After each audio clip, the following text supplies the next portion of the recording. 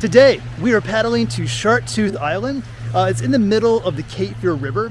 The barges kind of go to the other side there. The tide is low, and so we're definitely going to be able to find some stuff today. They say on this island you can actually find Civil War artifacts. They found fossils, and obviously they have found shark teeth. I have never in my life found any shark teeth, so I am excited to go there and to explore and to see what we find. So I invite you to come with us. I invite you now to hear this word of the Lord from John chapter 15.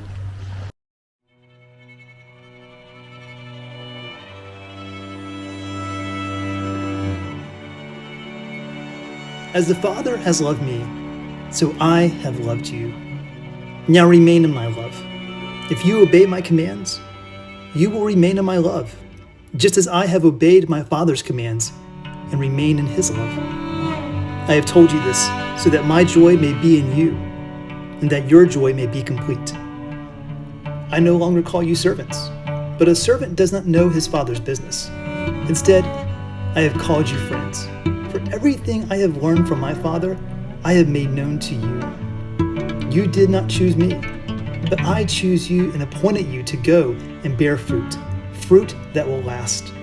Then the Father will give you whatever you ask in my name. This is my command: love each other. How do you use the word love? When you speak the word love, what context is it in? I think we use this word wrong all the time. When we're teenagers, we think love is that person in class that we're infatuated with. We often confuse it with lust. My generation, every generation after mine, will have to learn that love is not getting attention on social media. And every generation right now makes the mistake of thinking that love is some sort of sentimental feeling that's often portrayed in entertainment and songs and movies and Hallmark movies. It's Bill Crystal having this epiphany and running through the streets in New York to tell Meg Ryan that he loves her. But in this passage today, Christ uses the word in his farewell discourse as he's saying his goodbye to the disciples. He uses the word love 11 times, and he reveals to us, he opens the word up and shows us what love really is. Emily Askew said that in this passage, love is not a sentimental feeling. It's not an an internal quality. She said it's an action. It's a bold action. Christ goes so bold as to say that it's actually dying for someone. Not just a child or a spouse, but dying for someone just because they're a child of God too. Just because they were also made in the image of God. That is love. We often empty the word love and we use it to say, oh, I love brownies. I love this brownie, or I love this song. But given the context that Christ has put this word in, do you still love that brownie? And so, in other words, it's not a cozy feeling when you act love the way that Christ intends it to be acted. That act of love merges into a greater river, a wider river, a river of God's love. That's an unstoppable force.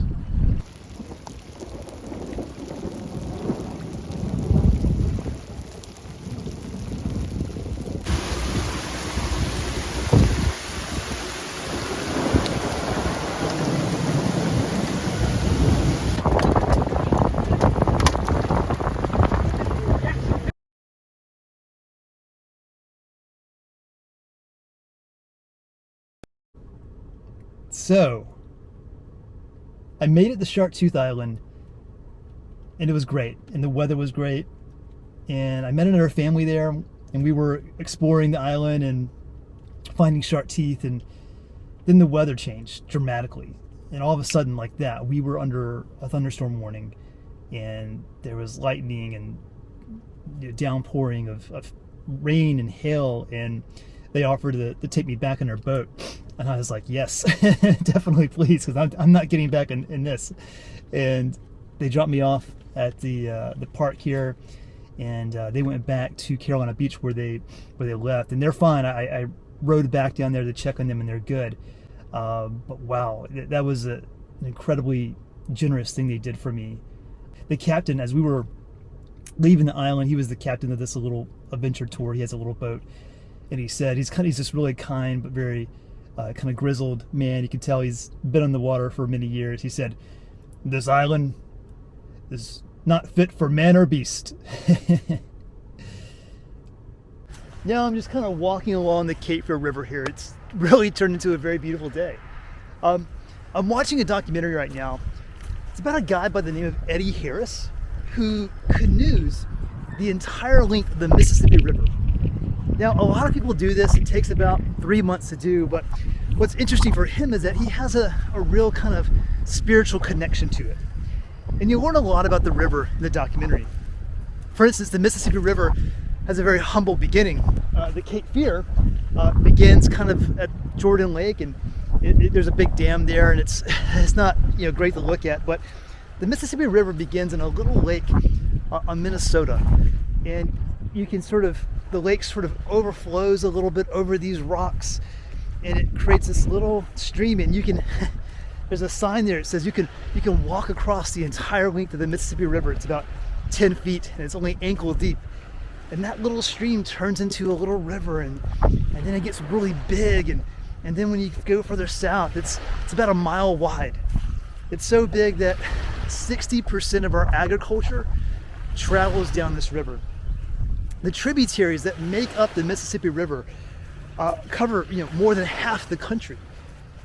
In the documentary, Eddie Harris, he stands at the beginning of the river, and he says this water in 3 months will get down to the Gulf of Mexico, and there is nothing that can stop it. And thinking about today's passage on love, there is nothing that can stop this love. Too often we hear the news and we see and hear about so much evil in the world, whether it's a public figure saying more divisive things or another mass shooting. We think to ourselves, evil is really doing whatever it wants in this world. It's winning. But I want you to imagine the next time you encounter something or you hear something that's evil, I want you to imagine someone standing in the middle of the Mississippi River with their hands out like this, trying to stop that mighty river. Their efforts would look so futile. After Christ said these words, just hours later, he was crucified. He was hung on a tree. And they put a mocking sign over him that said, "King of the Jews." Little did they know that sign was too narrow. He wasn't just King of the Jews, he was the king over everyone. That river was not just a little stream, it was a great big, mighty, mile-wide river, a river for all people. And then when they killed him, they tried to dam up this river. And they dammed it up for 3 days. And then it burst open. They could not stop that river of love from coming through. He says at the end of this documentary, he says, on the river there are good days and there are bad days. There are fun days. There are easy days. There are scary days. And then there are just some days where the river won't let you go forward. You probably know what that feels like, to have days where you're just sort of stuck and you can't move forward. But he says, trust the river. Don't get frustrated. If this water is going to move forward, if it's going to move forward, trust that you will too. I know that we feel like we're stuck sometimes, but if God's love is going to move forward, so can we. There are a lot of images in Christianity that we hold on to. First and foremost is the image of the cross and the tomb, but there's also the image of the towel and the basin. Naturally, we sort of gravitate toward the cross and the tomb as opposed to the towel and the basin, because one image is a gift for us as opposed to the other, which is kind of a gift we have to give. And so we gravitate toward the gift that's for us. But I'm reminded of when I was camping out for Duke basketball tickets when I was in divinity school. This is a fun experience. It's kind of legendary experience, and you go out there, and everyone wants the Duke UNC basketball game. And so every time students camp out for tickets, Coach K will come out there and he'll give a pep talk to the students. And he goes out there and he says, folks, I know everyone is wanting Duke UNC tickets, but I gotta tell you, this year, UNC is really good. And he was right. This is the year that UNC won a championship. And he said this year, everyone they play is gonna play professionally one day.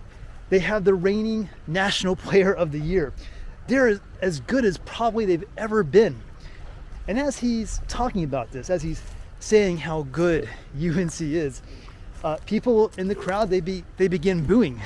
Not Coach K, but they begin booing UNC. And then Coach K stops them and he says, whoa, hold on. I'm glad that they're good.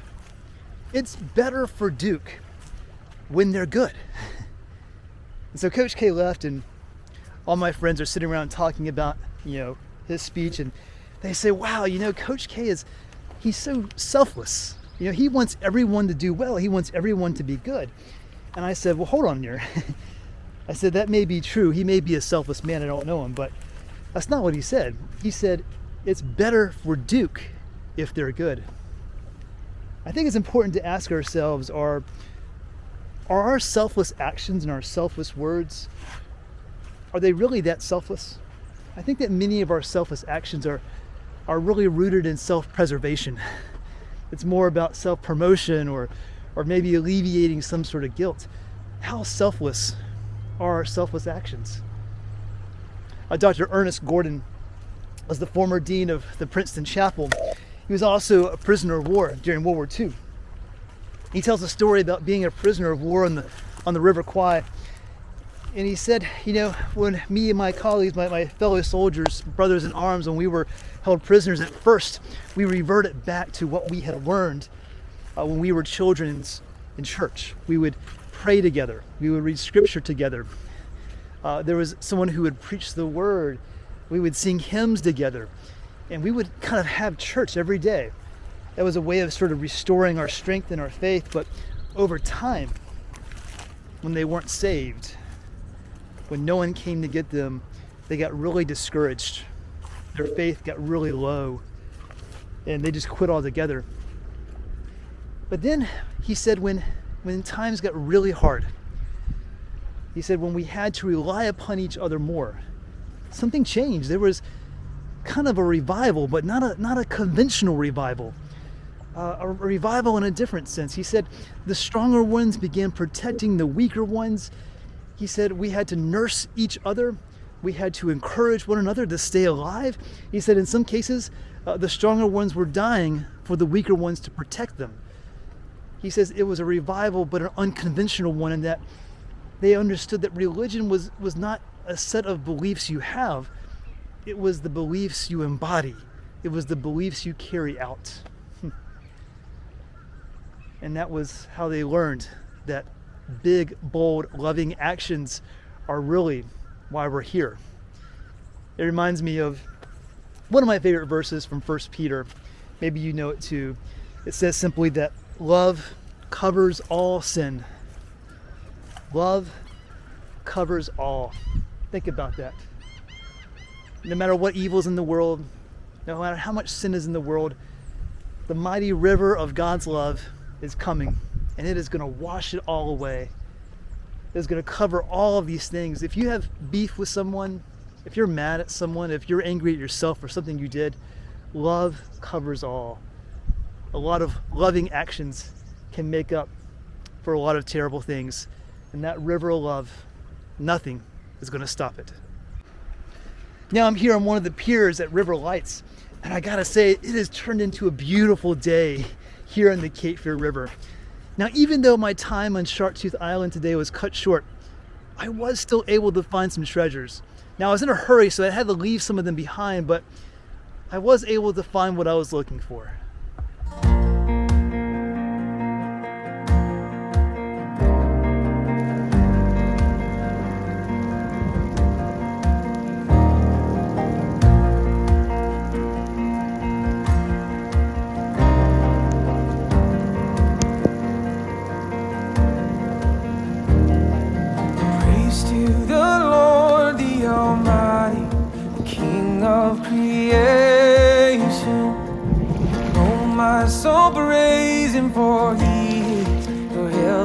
salvation.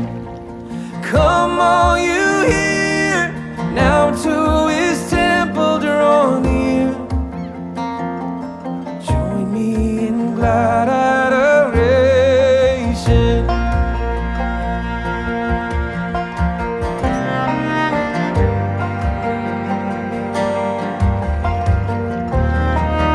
Praise to the Lord above all things, so wondrously reigning, sheltering